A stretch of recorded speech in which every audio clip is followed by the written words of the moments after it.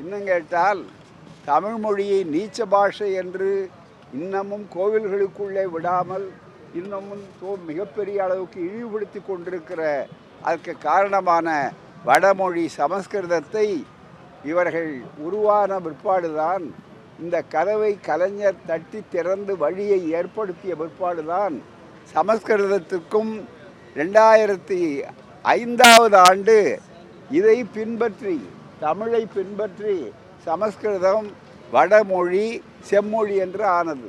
தேவபாஷை என்று சொன்னவர்களெல்லாம் நீச்ச பாஷை கதவு திறந்த பிற்பாடுதான் உள்ளே போய் ஆக்கிரமிப்பு முடிந்ததே தவிர வேறில்லை.